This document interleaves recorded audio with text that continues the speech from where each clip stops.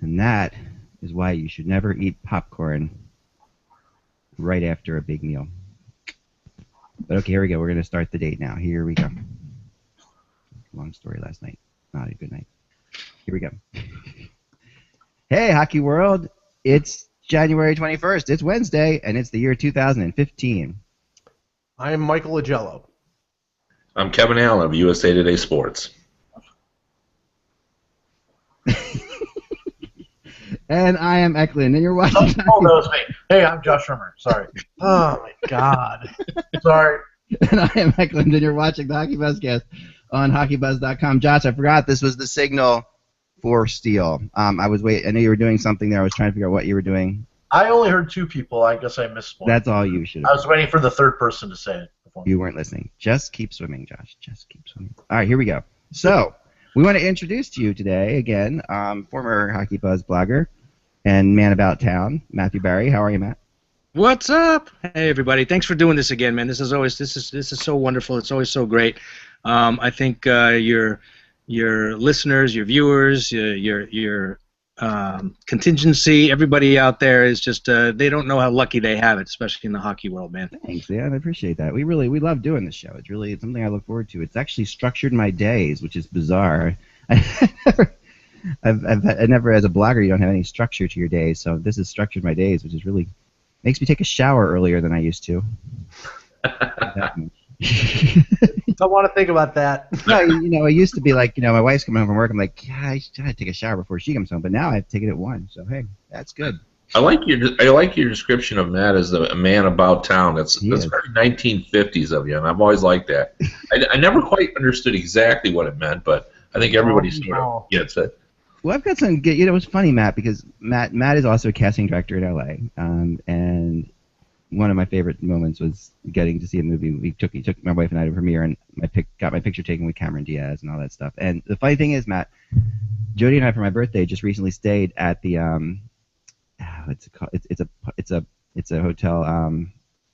It's a really nice hotel. I'll think of it later. Right near Central Park, and we were walking through Central Park because we wanted to go to the Central Park Zoo. So we're walking up to the Central Park Zoo, and that was right near there, right? Because this looked really familiar to us. We're like, this looks like where we went with Matt to that party.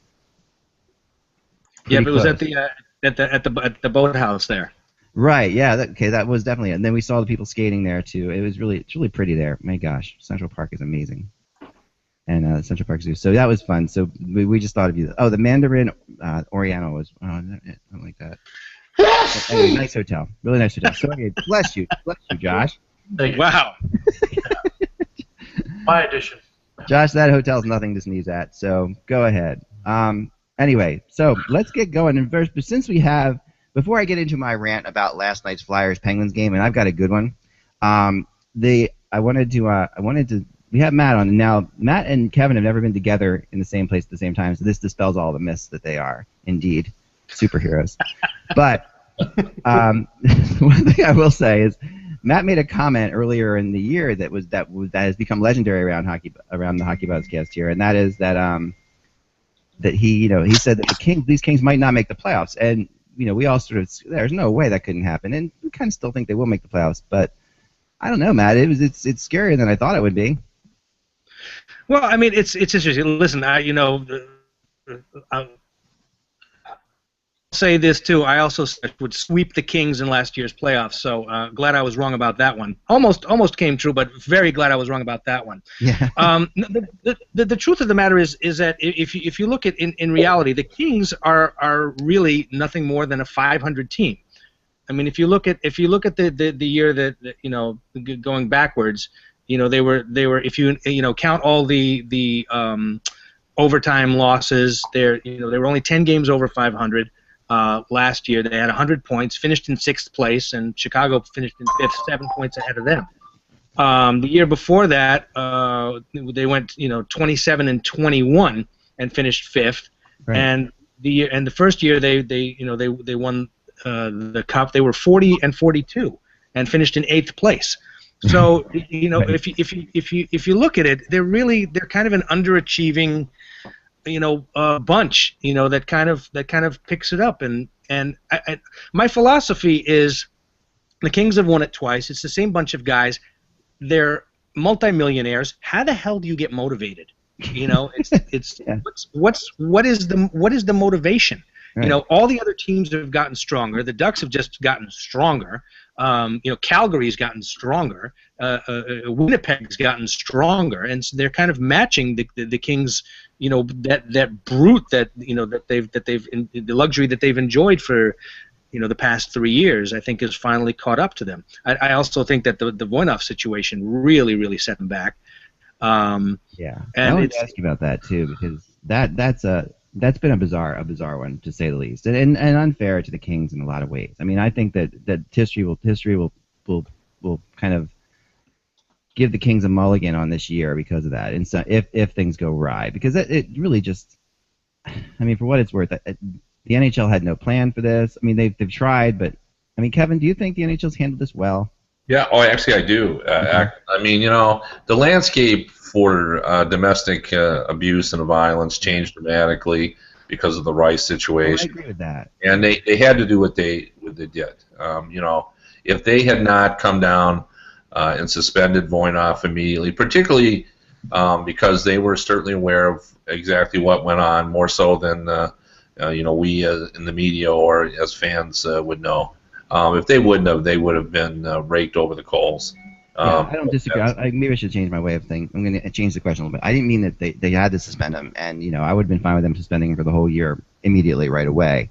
But what I mean is that there really was nothing in place for the Kings For the cap situation. Yeah, and the cap, Yeah, and that well, really put them in a bind. Yeah, it did, but you know, the salary, the CBA cannot anticipate everything that happens, and you know, there was no, other than the one incident last year with the Varlamov, we've not really had a lot of these type situations, and you know, should they have had something in there? Probably, but you know, now that's not the issue. You know, for the Kings, it's simply, you know, they're going to have to make a move. I mean, the Kings have been, and I thought Matt's analysis of that was right on the money. Like, they have never been a good regular season team.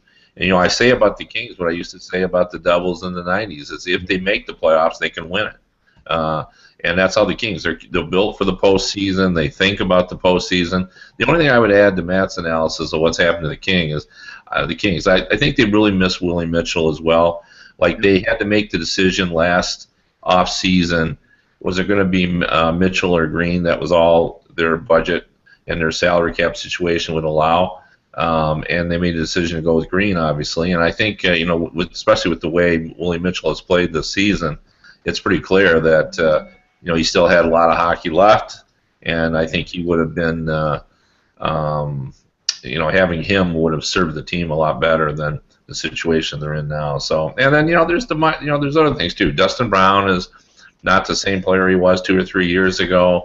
Mike Richards hasn't produced with offensively. You know, been in the doghouse a little bit. You know, Tanner Pearson's now got the you know, the injury that's putting him out for an extended period.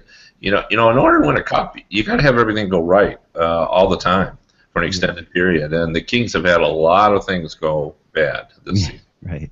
Right, it's been one of those years, but they're still in the playoff hunt, and if they still make the playoffs, they're still the favorite, right? I mean, when at the end of the day, if they make the playoffs without Voinov, Matt, are they the favorite in your mind? I think it depends on who they play. I mean, you know, right now you're looking at a wild card, and you know that probably means they're facing the Ducks again, and I think the Ducks are going to be ready for them. I mean, I always say that. I always go with a coach, and I will take Sutter over Boudreau any day, because Boudreau his record speaks for itself in the postseason, and anything can happen in the postseason. But right now, I think the Ducks are firing on all cylinders, and if they get into a postseason, then you've got those big bodies, you know, out there, you know, Maroon and Smith Pelly. And it's like they're gonna give a Kings, you know, the Kings a run for their money, and it could very well be a first round exit. Which, again, if you look at the New England Patriots, who are now in the Super Bowl again, you know, it's like, you know, for a year, you know, they missed a couple of years, and then they retooled and came back. And I think that's what we're looking at the Kings. I think one of those years where Lombardi, looked at it and was loyal to his Warriors. He was loyal to Matt Green and gave him a 4-year deal when everybody thought he would only get a 1-year deal. And he was very, very loyal to Mike Richards, and went up to Canada to go watch him train, and it just hasn't panned out. But it's like he doesn't want to lose his Warriors, and I think that finally he's going to have to let these guys go, and he's going to have to make a decision on whether he's going to keep Mr. Game 7 and Justin Williams, who's I hear looking for $5 million a year, and is he worth $5 million a year, and can he get $5 million a year? I think somebody might pay him $5 million a year, but it'll be his last contract. So, I think this was kind of a middle ground year for Lombardi to see what happens, and then he'll retool for next year and probably make a deal and bring in another guy like he did with McNabb, who's gonna be really, really good. I think that Kings fans are looking at McNabb as kind of like what Jake Muzzin was his first year. He makes mistakes. Right. He gets benched a couple of games, but by year 2 and 3, he's a regular in the lineup. It was the same thing with Martinez. I mean, how many years did Martinez was he in Sutter's doghouse before he got a regular shift?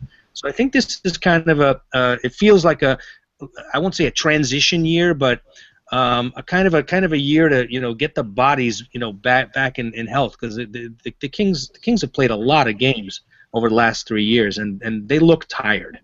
Matt, I liked McNabb back to when he was in the Buffalo organization. I saw him play in Rochester a couple times. I think he's eventually going to be a very good bottom pairing defenseman. I think the double whammy right now of losing Voynov for what happened, and having to play Jamie McBain and Jeff Schultz. Jamie McBain couldn't play for the Sabres last year, and they finished 30th overall. I'm not attacking him. I'm just saying he's not a very good NHL defenseman anymore. And that coupled with these players like Dustin Brown and Richards, when you go through 2 Stanley Cup runs in 3 years, that takes a toll on players physically, and maybe these 2 guys may never be the same anymore. Yeah. Go ahead, Matt. If I can just interject, I think I go back to Mike Richards again because I follow the Kings. I watch every game. There was a game the year that the Kings won it against Florida where he got hit by Sean Bergenheim, and he went after Sean, and Sean decked him. And that was like a major concussion for him. Yeah. The following year, he never had a fight. He didn't have one fight, and then in the playoffs against Chicago, he got destroyed by, I believe it was Boland, and he's never been the same since. And he even talks about it, but it's one of those things where he's just never recovered. And I want to put him in that Jonathan Chichu, Danny Heatley underachievers making too much money, but I think those 2 concussions just really kind of ruined his career. And I think years from now he'll admit that, but he's never been the same since those 2 hits. Yeah, those are. I mean, and then they were monumental. And the way he plays, he's got to play to the wall, right? I mean, that's his game. He can't sit back and same with Dustin Brown. I mean, these guys they have to play full out all the time, and that is going to take its toll. I mean, how are the fans in LA handling this whole thing? Like, that's what I'm always curious about. Like, what's your impression of? Are they okay giving him a mulligan a little bit? Or are they saying, okay, this is kind of, because I mean, obviously they've had two great runs, right? So, are they okay with this, or are the Boo Birds coming out, or what are you hearing? No. It's still sold out. It's frustrating because on a homestand, 7-game homestand where we won 1 game. So yeah. I think it's frustrating, but I also think that they really do believe in Lombardi. We have to trust in Lombardi. I mean, look, the guy made moves that brought us 2 cups. When right. They were struggling last year, they went out and got Marian Gaborik, and Lombardi is very meticulous about who he brings into that locker room. And he was talking to Jim Fox, and Jim Fox, he was like, hours upon hours upon hours upon hours upon hours of discussing whether to bring in Marian Gaborik. And I'm sure he's discussing now, who to bring in. I know, Eklund, you and I had talked about, he's got to get a Mathot. He's got to get. I know he loves Nick Grossman, and he's got ties with Hextall, and Hextall will probably want to rob him for a first-round pick. I think Lombardi might give up a second and a prospect once Grossman gets better. Because you can't go into the postseason with Robin Regehr as your number one shutdown guy. I mean, he's just. I'm sorry to say, to me, he's a pylon. He's a warrior, but in the series against San Jose last year, they exploited him and admitted it, and he got benched. When they started to win, I think they won 3 games without him in the lineup. And so you have to get a warrior guy, and Nick Grossman is left on his contract. I think the only thing that's stopping is this salary cap. Is like, okay, what happens if Voynov is found not guilty the day before the trade deadline? And then the NHL reinstates him. Lombardi's screwed cap-wise. So I think there's going to be something going on. I think that we all have to trust and believe in Lombardi, and to see if the Kings put together a streak towards the end of the year. They're going to have to, and squeak into 7th or 8th and battle it out. I think one more. I mean, look, they're playing Drew Doughty 31 minutes a night. That's going to take its toll. Yeah, if he gets hurt, the problem. it's that's over. a big issue. That's a really big issue. If he gets hurt, I mean, he is the most valuable player, one of the most valuable players in the NHL, and has, in my opinion, was the best hockey player last year, just overall, taking the Olympics and everything into account. All right, moving on a little bit. I wanted to, Kevin, give you props for this whole World Cup of Hockey. You've been way ahead of this thing, and now it's official. And what are your thoughts? I mean, I know you weren't necessarily a fan of this. I don't. I like the World Cup of Hockey. I love international hockey. I think fans enjoy it, and I just don't like the format. And I think it hurts USA's team because some of the guys who are going to be on the younger team would have made the senior team. The guys that are going to be on the JV. And I'm talking about guys like Brandon Saad.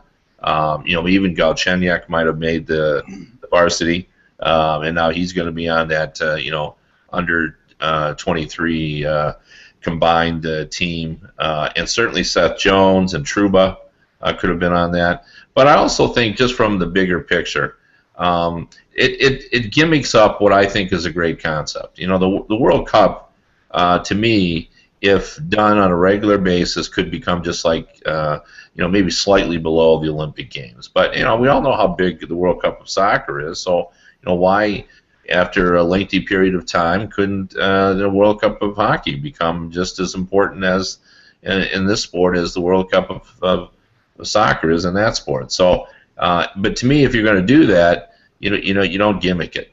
You just country versus country, and I think it would have been fine. Like, Switzerland has 10 or 12 NHL players who could play on the team. Slovakia has that many as well. You could have just gone with those 8 teams, or you could have had a play-in. And I know why they're doing what they did. I mean, they want to see Kopitar get an opportunity. Someone like Vanek getting an opportunity, because their teams aren't likely to win to get into this tournament. But and I know they want to get as many NHL players. But I love the concept. Maybe I'll learn to like the European All-Star team, but I'm not going to like the young guns. And I think the potential there is for that to become a big part of the competition. It could become the story. Like, this team could be pretty good. But let's just suppose that Gibson is going to be the #1 goalie, and we all have seen him against the NHL competition. He performed extremely well at the World Championships when he was a young man. He has the potential to tournament. He could become a star. And suppose he plays for that young team and he gets hot and they knock off Canada or the U.S. Suddenly that becomes the story, as opposed to the country versus country format that I think we all enjoy about the World Cup. So I'm bullish, and I'm glad they're doing it. I hope it's on a regular schedule. I just wish we weren't doing it. I could even live with the European All-Star, but I wish we weren't doing the young. That Hutchinson kid's pretty good too. Hutchinson, yeah. Yeah, well, I mean, let me just say this. I think they fumbled this idea. I don't know which one is the worst of the two, the European All-Star team or the 23 and under. I mean, I think they could have had, like you said, Kevin, Slovakia or Switzerland as a seventh team, and then had the European All-Star of Denmark and whatever other country, and I mean, you could cobble together an eighth team rather than this. I mean. It doesn't I call that one team Team Kopitar because I think that's solely because they wanted to get Anze Kopitar in there, or the Triple S team, Slovenia, Slovakia, and Switzerland. But there were better ways to do that, and I heard Bob Nicholson, former head of Hockey Canada, on a radio interview a couple days ago, and he says that they're not married to this. That eventually what they'll do is they'll play around with this idea, see how it works this time around, and maybe adjust it going forward. I think going forward, if you have 7 teams or if you have 8 teams and it's you include Switzerland or Slovakia, that's fine, but not this gimmick stuff. I think it makes the NHL and the World Cup sort of look cheap in a way.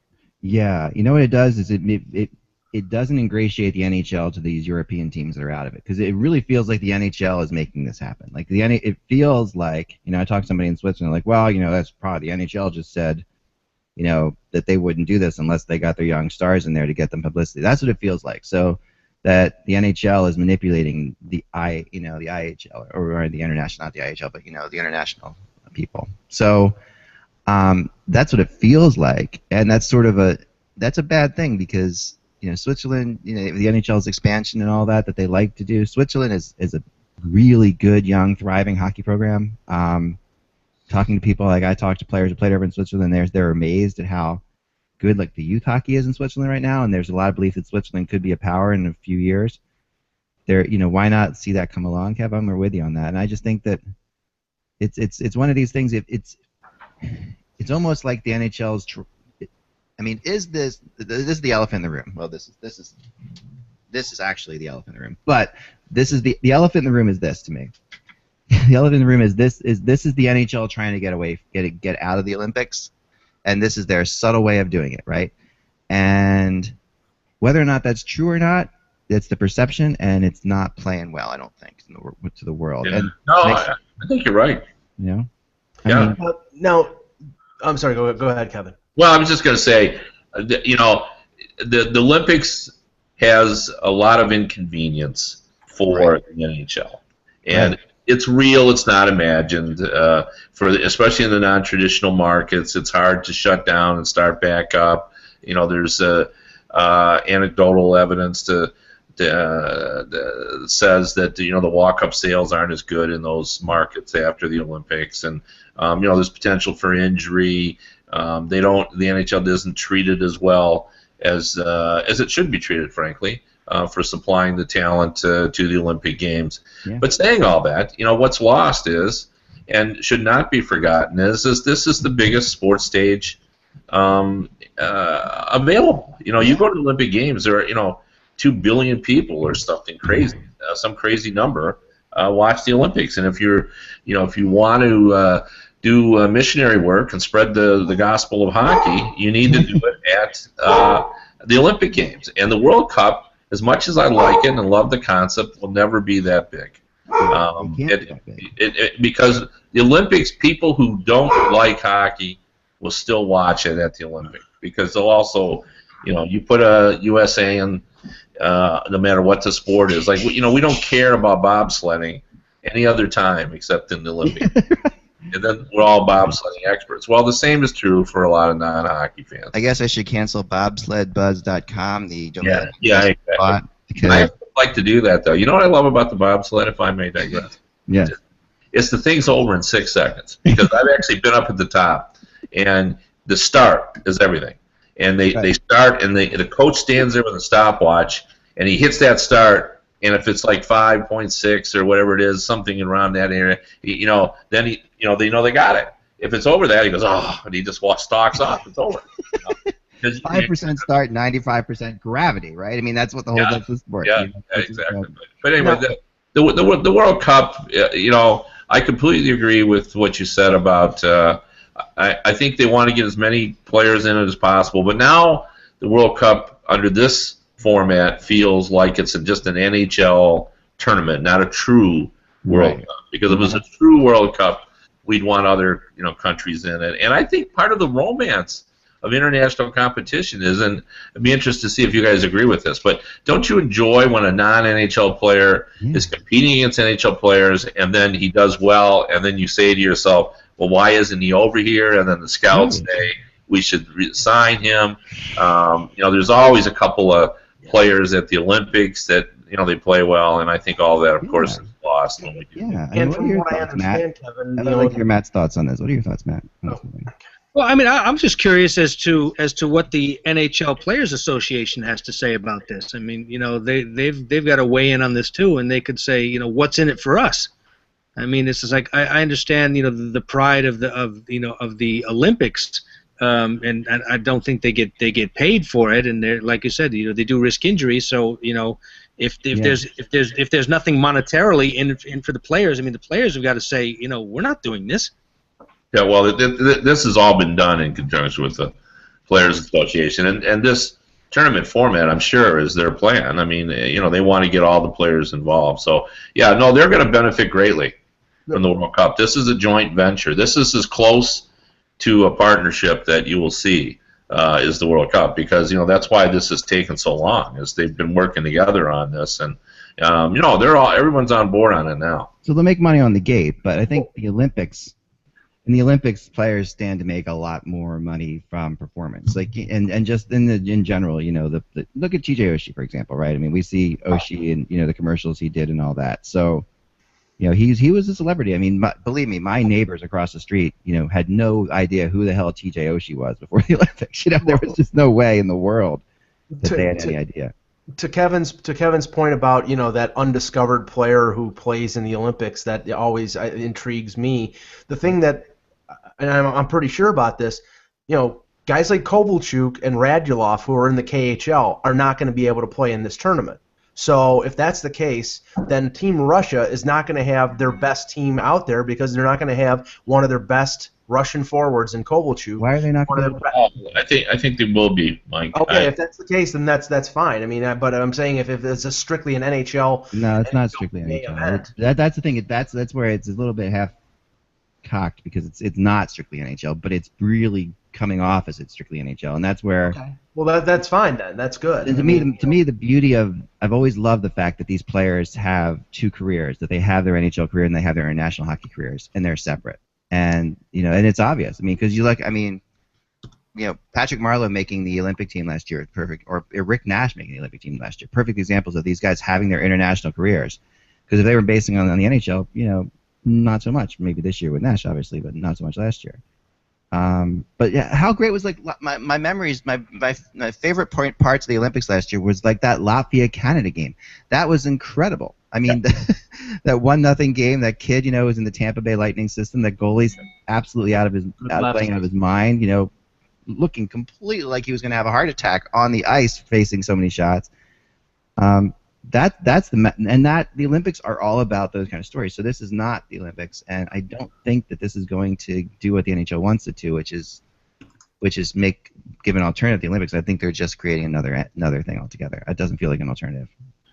Yeah, and this U23 team is going to be pretty decent. I looked at projecting it. I mean, because there's guys that you don't think about, but Huberdeau will be eligible.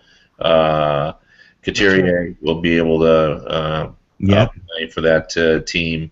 I mentioned a couple of defensemen, and Seth Jones and Trouba. Ekblad will be on that team as well. Obviously McKinnon, right? Yeah, so. Nathan McKinnon, Brandon Saad, Galchenyuk. McDavid. Connor McDavid, yeah. Yeah, I mean, I when you see the guys that are going to be on that team, I think he will be on it, Connor McDavid, but I don't think you can guarantee that because there's a lot of really good players in the league. But I have Connor McDavid on my projection too, just because I think the romance of that will be too strong. It's got to be. I mean, he's got it. It is really strong. I wanted to ask you, Matt, about a team in the West right now that is just absolutely on fire. Since we don't have too many West Coast guys on here too often, but the St. Louis Blues are absolutely playing out of their minds right now, and they go through their streaks. But I saw a statistic. I wish I could find the exact number of how many points their first line has scored over the last 4 or 5 games. It's something like 60 points. It's this ridiculous number. Of all the teams in the West, Matt, I guess this is my question. St. Louis, kind of taking that into account. What is the team that gives the Kings the most trouble in the playoff series, and what are your thoughts on the Blues? I guess 2 questions. For some reason, the Kings have the Blues number. I picked the Kings. I picked the Blues to win the Stanley Cup this year. I think they just have an outstanding team, and they just got stronger. Yeah. You know, with the center edition, whose name is escaping me right now. Paul Stastny. Stastny, thank you. I think that who's been giving the Kings fits, believe it or not, is Calgary. Really? I mean, it's like that team. It's like, if you look at them, they've been a streaky team this year. You know, they 8 wins and 8 losses. And I think that if they put it together, they could surprise. I think that I'm really hoping that the Kings finish 6th or out of it, because I'd really like to see the Ducks face either Winnipeg or Calgary in the playoffs, because I think it'll be a great series. St. Louis has been a powerhouse. They just always ran into a hot Kings team, and the goaltending never stood up. You know, Elliott's a great regular season goaltender, and he's not very good in the playoffs. Right. So it's like, is it Jake Allen's turn? You know, to kind of step up to the plate, and that's going to be the telltale sign, is if Jake Allen can handle the wear and tear of and the intensity of the playoffs. That's the mentality. Yeah. Is can he hold up in the playoffs? I think it's very interesting. I mean, I think San Jose's in trouble as well. You know, they're not looking that great this year either. And they have their moments, and they're up and down, right? And but they still have so much talent up front. It's hard to imagine that they eventually won't get it together. But you know, you just don't know. But what about Nashville? I mean, how have the Kings played against the Preds? I mean, that was a really good game. I got to tell you, I'm rooting for Nashville every single game, because all I want to see is Chicago play the Blues in the first round. Get rid of one of those teams. Right.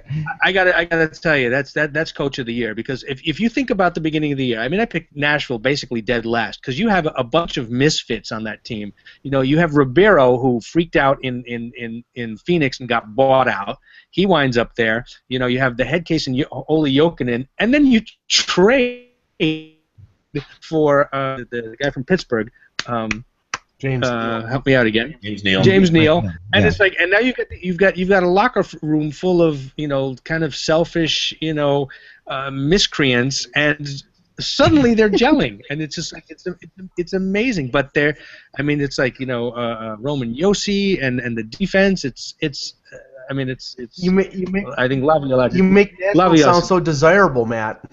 Yeah, they are. I mean, they are really. I think that they've just been coached. They've been resurrected, and they're fun to watch.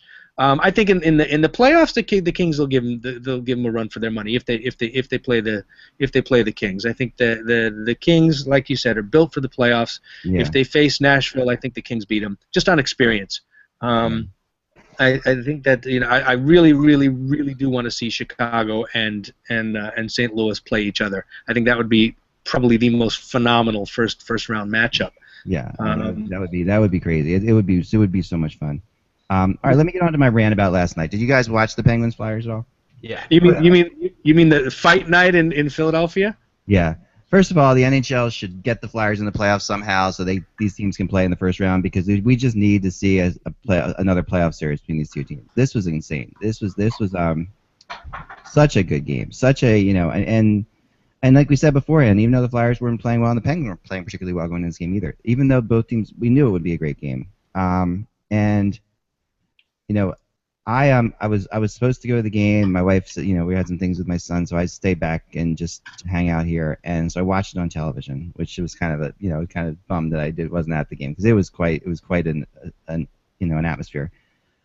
So Zach Rinaldo starts off the game, you know, with a takes a. Now Zach Rinaldo's been scratched for a couple reasons this year, but mainly because he takes dumb penalties. Okay, so he didn't do himself any favors.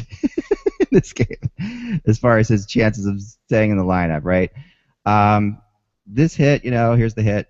You probably have all seen it by now, but so this is this takes out Letang. Now Letang has obviously it's kind of like public enemy number one. If there's an opposite of a Flyer type player, it's probably Chris Letang. So the Flyers fans do not like Chris Letang in any way, shape, or form.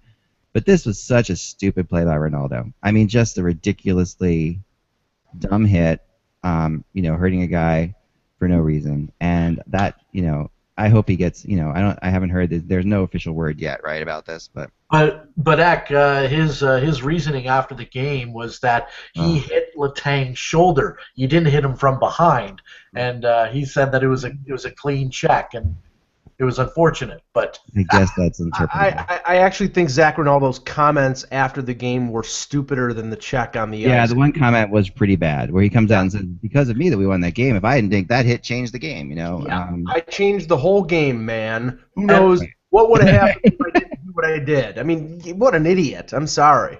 No, and here's the latest on that, guys. The NHL Department of Player Safety announced last night via Twitter that Ronaldo will have a surprise, in-person hearing after he was given a major boarding penalty for the high hit on Chris Letang. And a little update on Chris Letang.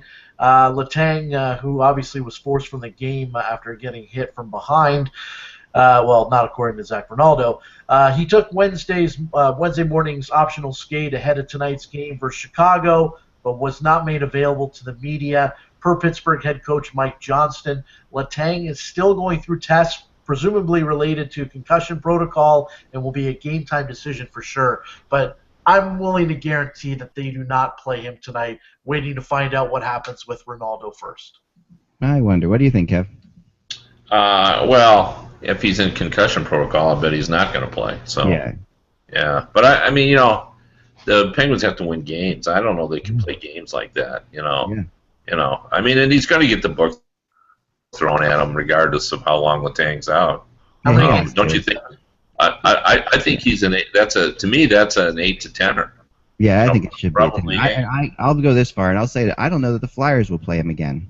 I mean, honestly, I think that this could be the end of his days in Philly because of all the things that were being said about him beforehand. Not to take, and it's funny. I was listening to the radio when this hit happened because I was driving out to get some milk for the family, and so I'm listening to the radio, and the Flyers announcers on the radio were actually, you could tell that when he did it, they're like, oh no, he did it again. It was like they actually said he did it again. The broadcasters were ripping him. The Flyers broadcasters were ripping him. Flyers broadcasters were ripping him because they were saying, he did it again. This is what he's got to stop doing. This is why he's not in the lineup. They feel bad because he's a good, he's a likable guy or whatever.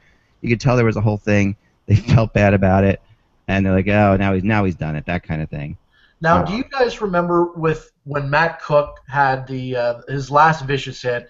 The Penguins management had a conversation with him, took him aside, and said, "Look, this is it. Your next one, you're off the team." I don't think they're going to do the same thing with Ronaldo. I think they're just going to kick him off the team, like you just said, Ed. Ronaldo's not as good a player as Matt Cook. No, he's not. But the crazy thing is, I mean, this is a team that really has backed Zach Ronaldo on many occasions, and so much so that there was a couple trades that almost happened where people wanted Ronaldo that the Flyers didn't make these trades. This is going back a while. PK Subban the Flyers were talking to Montreal about PK Subban several years ago, and one of the people Montreal wanted in the trade was Zach Ronaldo at the time, and the Flyers wouldn't make that move.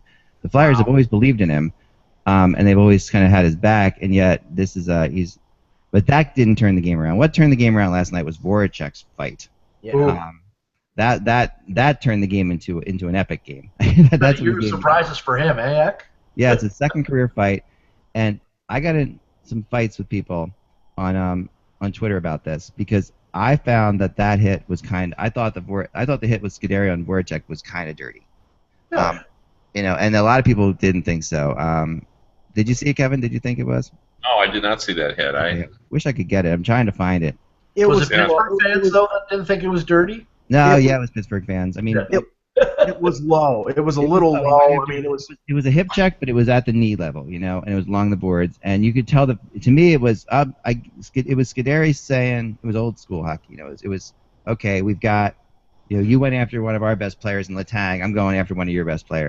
Right. It was a hip check along the boards, and it looked like it hit him like mid thigh. So it was a little low, but Yeah. I don't think he was trying to take out his knees, but yeah, I mean, it was Voracek's reaction, having only seen Voracek not having fought, forever. Takes, he goes right. He went right after him. Yeah, Scuderi did that in L.A. as well. By the way, I believe he got suspended a couple of games because he took out. Oh gosh, I want to see somebody on Columbus with that same kind of hit. I remember seeing that same kind of hit, and he does have a tendency to go low. Yeah, and this was low, and so he gets in the big brawl, which is exciting, and then in the announcers, this is where I had an issue because the announcers were they were missing what I just said, and I don't mean to pick on the announcers, but they were missing the whole concept of that. The Flyers had taken out one of their best players, so they were going after one of our best players in Philly, that kind of thing. Well, also, when I noticed when you tweet stuff, like when you tweet something about the Flyers, like for instance, like I tweeted last night, I didn't know Voracek could fight. The guy, it's been a year of surprises for him, and then you get the Pittsburgh contingent, the fans tweeting you back saying, yeah, that was he jumped him, and Scuderi didn't think he was going to fight him. That was a cheap shot for a guy if it was Crosby, that's having a problem with his eye, and I'm like, really? So then the next fight happens. Luke Shen and Steve Downey. Yeah, that was a good tilt. This was a brutal fight because Downey, has had his concussion symptoms and has had concussion issues. Last year a lot of us didn't think he should be playing at all because of the concussions. And in this fight, he's trying not to get his head hit. This was terrible. This was scary. This was actually a scary fight to me. Well, he seemed to be okay afterward because he was intent on taunting the crowd as he left for the locker room. He was basically mimicking Voracek, because Voracek after the fight with Scuderi, basically raised his hands to get the crowd all psyched up, and Downey sort of mimicked him after his fight. Going to the locker room, he did the same thing, and sort of almost, I think he put his hand to his ear too. So it was like, there was a lot of stuff. He did the whole showboating thing, which really, he should know better. Having played in Philly, that's just going to get the Flyers and the crowd even crazier. Right. So that even got everybody even nuts. This was just fun. I mean, it's just fun. To me, this is what rivalries are all about, right? This is such a great game. Well, and the bottom line is, Kevin, I agree with you. Can't agree with you more. That the bottom line is, the Penguins have to figure this out. I mean, they've been through this. The Flyers take them down this road every time. And the Flyers were outshot 17-3 in the first period of this game last night. 17-3, and left the first period leading 1-0. Yeah. How can the Penguins? It just shows why the Penguins haven't been successful in the playoffs to me, and it's another sign that they're still in that mental spot. No, Sorry, Kevin. Isn't it the sixth straight time that the Flyers have beaten the Penguins? Yeah, it's the Flyers' sixth straight win over the Penguins. But I mean, this is. You look at the Penguins, and once again, you say to yourself, I mean, you agree, Kev? It's just that they're not a playoff team, or they're not a playoff team right now. Well, team. I mean, they're going to make the playoffs, but. I think they're a little better prepared for the playoffs than they've been in the past, their style of play, but they're not over the Philadelphia hump, which is a major one, which is they allow the Flyers to dictate how the game will be played. Let's just use the Red Wings as an example because, they're the team that has now for many, many years not been involved in any extracurricular, violence on the ice. They just don't get involved. That's just a team motto. They just don't do it. They don't allow themselves to get pulled in, and yet they've been very successful even in the playoffs. They've been able to do that. The Penguins simply don't know how to do that, and I think with the changes that Rutherford make, I think they're better equipped to handle playoff hockey. The 2-1 games. I think by adding guys like Downey, among others, their role players are now grittier. I think their puck possession game and their lower risk style of offensive play is geared for the playoffs. But they haven't. They still haven't dealt with the Flyers issue, which is, you got to basically not allow yourself to get caught up into that situation. I mean, the Flyers are now a lower rung team. Yeah. And you cannot allow yourself, when you've got Crosby and Malkin and the offense that they have and Fleury playing at that high level, you can't get down and play that style of hockey with them. You can't, trade, fighting majors and, that kind of stuff. I agree. Kevin, the thing that I think Pittsburgh's got to be even more concerned about, and we won't know what's going to happen with Letang. But if Letang is out for a significant period, now you've lost Mata for the season, and you've lost your best defenseman in Letang. I mean, I think Jim Rutherford has to probably, even if he wasn't going to go out now with Mata out, he's going to have to go out and find himself a defenseman before the deadline. Yeah. No, you may be right. Yeah, there's and it's easy for everybody to say, let's go out and try to find a defenseman, but he doesn't have a first-round pick anymore. He traded it for the Perron deal. Right. And, I mean, he's got some young defensemen, but he can't give them all away. And they have no really young forwards to trade. So, it may not be easy for them to do that. But I mean, it's early on Letang. Paul Martin was good. Paul Martin was really good last night. I'll give him. He was really good, and you forget that he can play. He can still play. He's people are always writing him off, kind of. But Paul Martin. Their two best defensemen last night were two guys who were unrestricted free agents at the end of this year, and I know. Ehrhoff and Martin, and I mean they do have these young guys like Pouliot and Harrington and Pouliot and Harrington who they might call up and give them the chance to well, they fill should, in. Because But they're in the playoffs. They could try those guys for a while, and they probably would be okay. The final fight I wanted to show you guys was the Bellemare fight. This was interesting because there is a rule in the NHL now, correct? That if you take your helmet off on purpose, that's not allowed, right? Because there was that thing in fighting for a while that you actually, guys. So Varnon just takes his helmet off and then taunts Bellemare for not taking his helmet off. Why didn't you take your helmet off? That's what he's saying there. No penalty called on the fact of the helmet thing. I mean, for what it's worth, that was kind of surprising. I think it's a good rule because guys can go down, and they were making a big deal. Farman, for his credit, they don't show it here, but actually does let up on Bellemare at the end and could have really taken him out. Bellemare's he's literally from France, and I don't know if he's ever been in a fight before in his NHL career. He did okay for himself. He handled himself pretty well, but yeah, I mean Farnham had him down on the ice and pushed him a couple times, but didn't slug him. And then the Penguins made another crucial mistake at the end of this game. That was that Keith Jones. You know what I'm talking about, Matt? You saw this? Cross check. Yeah, Keith Jones talked about this right after the game, and I was surprised no one picked up on it until then. The Flyers have basically they have two power plays in the overtime, and during the first overtime. I mean, the Flyers' first unit, Giroux, Voracek, Simmons, and Mark Streit, that's a darn good power play unit. Say what you want about the Flyers, that's a good power play unit.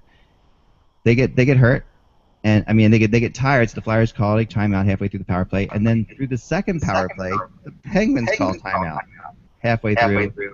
When there was obvious that there was no way there was going to be a chance for the Flyers to get their straight back. Now I'm hearing the echo. You guys hearing the echo? Who's is that? I'm gonna mute people. Is that getting louder? Not Josh. It's not Matt. Okay. It's not Mike. Kevin. Supposed to be me. Let's see. I'm muting Kevin. It is Kevin somehow. We're getting an echo all of a sudden from you. I don't know why. He's got two channels open. Maybe I think something opened up or something like that. Yeah, maybe that's. You know what? I'll mute your other channel. Maybe that'll do it.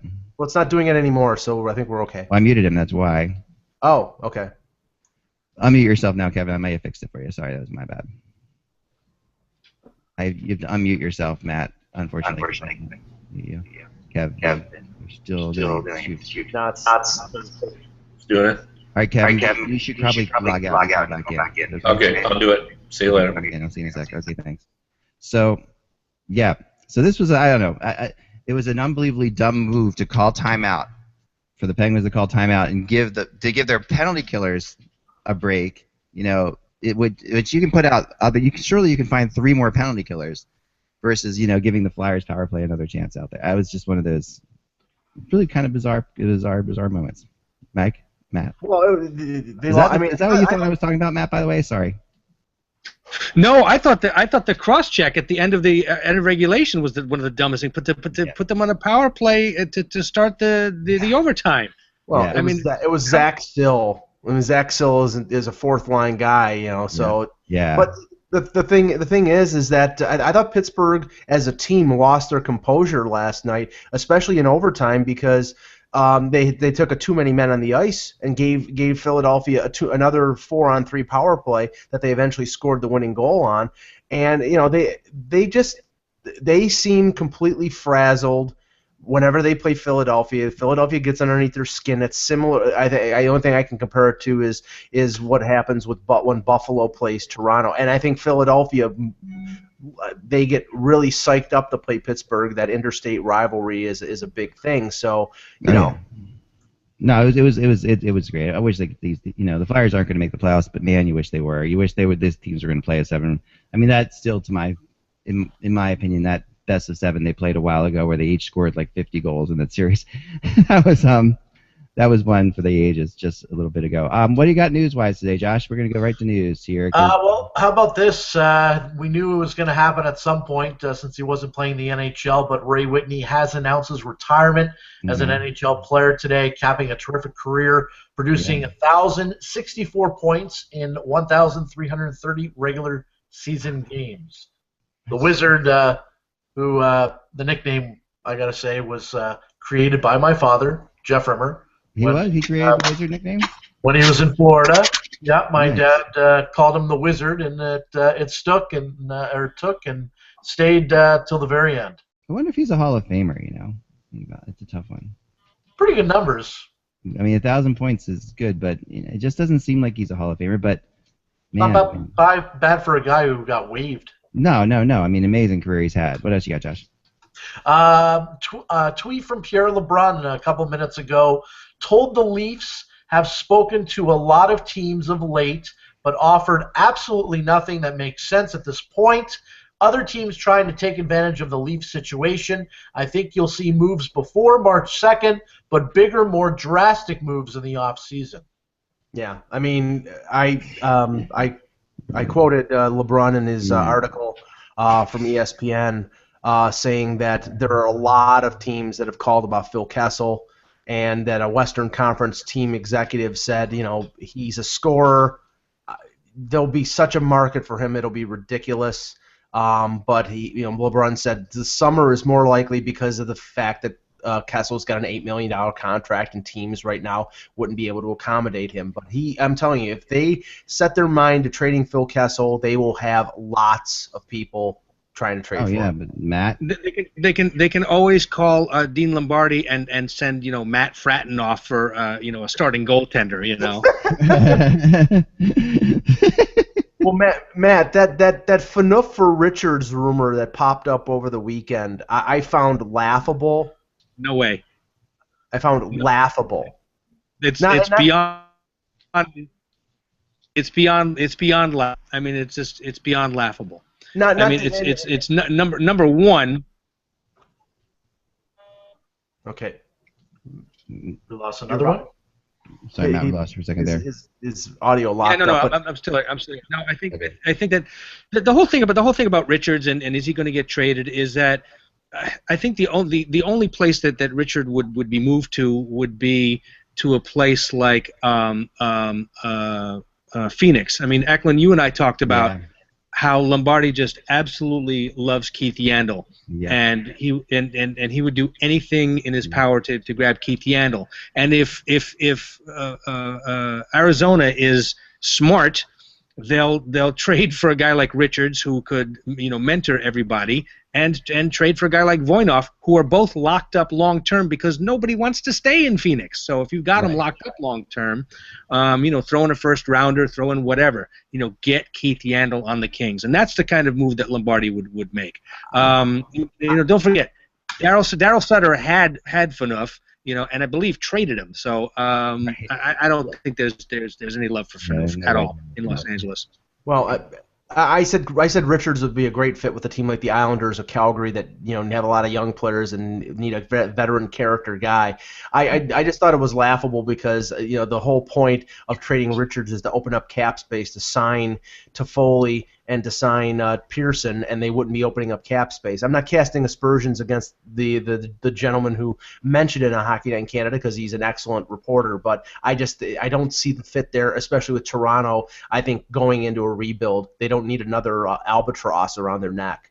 Consider those aspersions. I think also don't forget that that Andrej Kopitar is coming up on free agency after next year, so they're going to have to extend him and extend him fast, and he's going to want Jonathan Tay's numbers, which he deserves. Right. And so you have to free up that kind of cap space. I mean, my big thing is that Dustin Brown is not a $7 million player. I mean, I've always had big problems with that contract, but at the same time, we had him for 5 years for I think $3 million. So I think it evens out in the end. But yeah, I think look, Mike Richards is still a good player. He's stuck on a fourth line, with Nolan and everybody, Andreoff and all those guys. It's like you can't score. He's only been playing 9, 10, 11 minutes. Occasionally getting bumped up, and he's been bumped up now that Toffoli and Pearson are hurt, but he's still a serviceable player. He's not the player he once was, and he's on a very defensive system. But I think that if you put him on a wide open system, put him on the Oilers, put him in Arizona, put him in somewhere where he can shine, he's back to 20, 25 goals. But on the fourth line, when you have Kopitar and Carter in front of you, he's just not gonna move those guys. No, I agree completely. Josh? Sticking with the Leafs, another reporter from TSN, according to Darren Dreger, the New York Rangers, who unsuccessfully tried to sign Santorelli this summer, could be interested. Currently, the Rangers have rookie Kevin Hayes playing third-line center. He's done okay there, but it might be a better fit on the wing. Theoretically, another potential destination for Santorelli could be Washington as a cheaper alternative to, say, Antoine Vermette or Ryan O'Reilly. So Santorelli, I think Mike made that point yesterday about Santorelli. Could be a guy that gets moved out. It's in my column. It's in my column today. I speculated about what the Leafs would get back for Santorelli in a trade. It would be probably either a second-round pick or a young player who's made the NHL, and I think that he and Franzen and all the UFA guys are going to be probably moved way before March the 2nd. Yeah, I'm agreeing completely with that. What else you got, Josh? Injury news, a little bit of injury news, good news, injury news, I should say, for the Winnipeg Jets, who have had issues on the back end all season long, but they've been on fire the last month and a half. Good news, they're getting back Jacob Trouba today, who's been activated off injured reserve, will play tonight against the Columbus Blue Jackets after missing 16 games with an upper body injury. He's their Drew Doughty. Like, don't make no mistake about it. I mean, Trouba is the Jets' version of Drew Doughty. He's a hell of a player. He's on the under-23 team for sure at the World Cup. That's a nice acquisition, isn't it, to add Jacob Trouba? You're one of the hottest teams in the league, and you get to add Jacob Trouba to your lineup. Not bad. I mean, and the Jets are really, they're you can see moments when they really, they remind me a little bit of like the Wild last year, and they have like that kind of thing going. They have something pretty special going on there. Go ahead, Josh. And how about Winnipeg? Like this could be finally it where they get to celebrate seeing the Jets in the playoff. I mean, I think they were in the playoffs before, but I think they were one and done, if I'm not correct. Yeah. I think they were. Did they make the playoffs? Did they make the playoffs? Yes. They did, but they were 1 and out though. They got eliminated by Edmonton a couple times in the first round. I think they won one round once. I think they beat Calgary or somebody that. Which is a shame. I mean, they were a very good team back then, and they just were in the wrong place at the wrong time. that was a fantastic team with Howard, Chuck, and McClellan. I know. Yeah. Dave Ellett. But this is finally a team that, since moving back to Winnipeg from Atlanta, the Jets faithful can celebrate a good hockey team and possibly going deep in the playoffs. I mean, this could be finally it for this team. Yeah, I agree with that. I do. And the fans deserve it. Anything else, Josh? No, that is all. So a couple quick things from me. First of all, we get a lot of letters sent, and usually they're very nice. This one's not so much, but I wanted to read it. Great. Not me.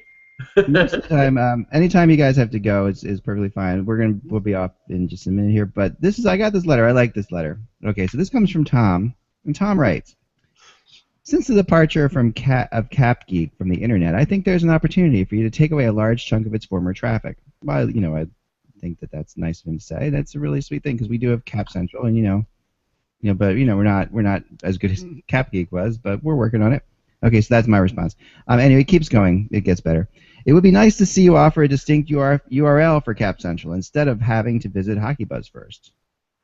And add information for no trade clauses and no movement clauses. Okay, that's cool. I could see that maybe. We could have our own URL. No, here's where it gets really good. Differentiating your product would allow you to source distinct advertisers and have a more diverse asset. Yeah, that's probably true. HockeyBuzz already has a lot of stigma around the NHL circles, and I think you could do well with promoting a distinct brand, even if most people know it's coming from you. Wow, the king of the backhanded compliment. Thanks, Tom. Yeah, I appreciate that email. Yeah, even though HockeyBuzz doesn't really have a stigma that I know of, at least, and I probably would know because it is my site. And people knowing it's my product, I don't think would kill it. But that's just my. I like that email. Finally, but I had last thing is I don't know if you guys saw the YouTube I posted last night, but there was an alien last night on my rink.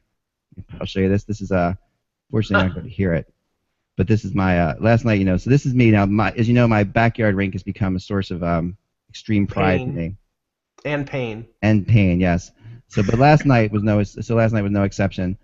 Here's me. This is me last night. Actually, if you watch the actual YouTube yourself, you'll see the this is me in the middle of the night. Okay, so I'm out there on the rink. I've got my my hose. I'm spraying hot water on the rink. It's good, 15 degrees outside, and so I have a camera out there, and I didn't realize it would pick me up in because it's got night vision. So it looks.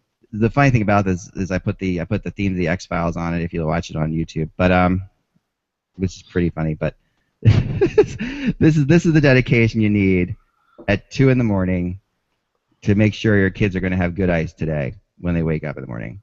I'm sorry, but you look like something out of Breaking Bad. I don't know. Yeah, isn't that something? I know. This is like you're playing with ice. No, he looks like one of the guys inside the nuclear reactor in the China Syndrome. Right, something like that. I know. Pretty crazy. That's Jack Lemmon. Thought you would all enjoy that. That's all the time we have, Matt. Thank you so much for coming on. You got it, man. Really appreciate it. It's always a blast to have you. Thanks for the invite. Thanks for letting me be part of this wonderful group. Yeah, we got to get you on as a regular, like once a month or something like that. For sure. That would be fantastic. Guys, we'll talk to you again tomorrow. Remember, without the buzz, it is just hockey. Talk to you soon.